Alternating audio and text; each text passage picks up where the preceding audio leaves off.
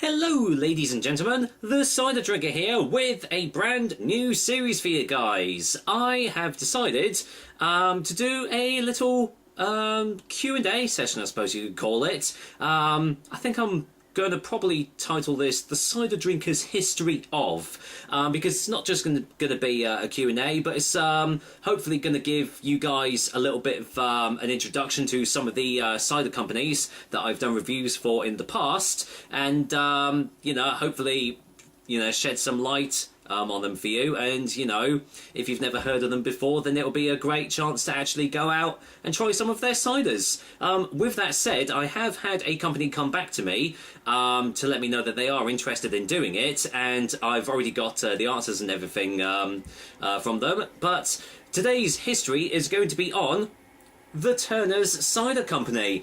I've done quite a few reviews of their ciders now, and I've got another 3 waiting to be reviewed. So before we actually get on to the older Q&A, let me give you a little bit of a rundown of the history behind, well, Turner's Cider. Turner's Cider is based in Marden in Kent and is run by head cider maker Phil Turner.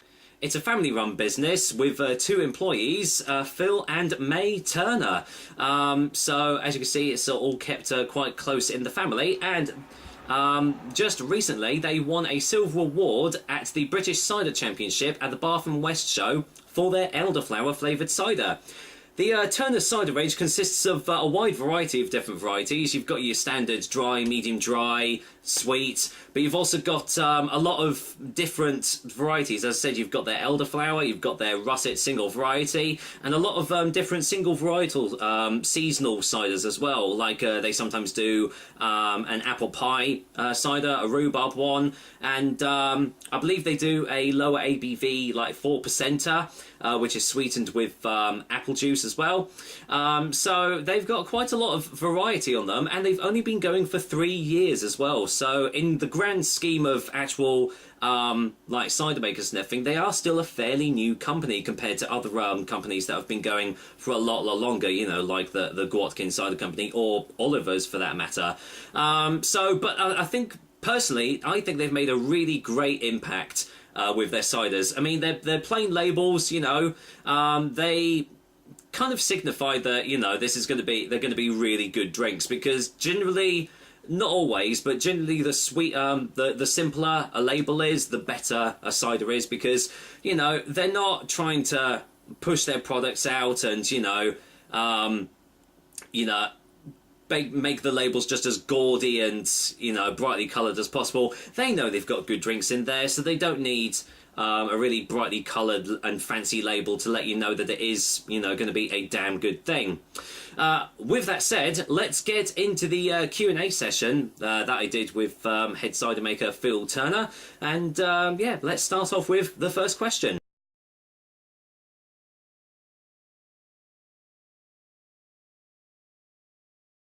We started off pressing apples with our friends and neighbours in the back garden and fermenting in the garden shed.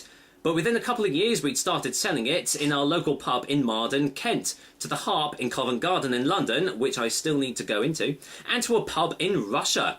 We liked the cider and it seemed to be popular, so we started making more and more. We now make about 50,000 litres a year.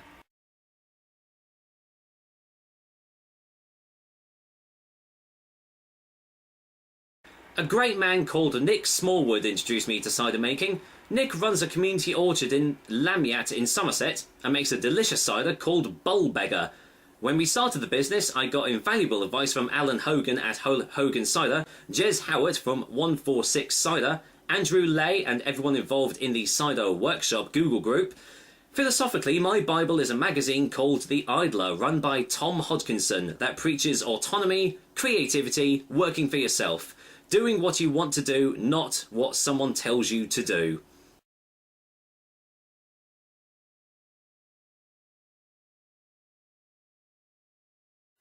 First of all, just strive to make the best cider you can. Get the process right, practice blending different varieties, finishing the ciders in different ways. But if you're going to try to make a living out of it, think carefully about where you're going to sell, getting your branding right, packaging right, all those things. And be prepared for a hard slog. We work 7 days a week and I have done for 3 years to get the business off the ground.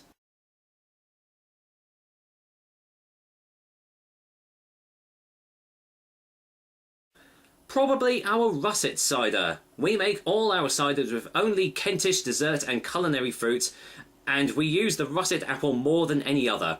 The russet orchards next to the cidery produce fruit very high in sugar, and so the cider always comes out at 8 or 8.5% ABV. We ferment it to dryness, leave it to mature, then bottle it unsweetened, unfiltered and unpasteurised. Cider making can be really simple, just let the fruit do the work.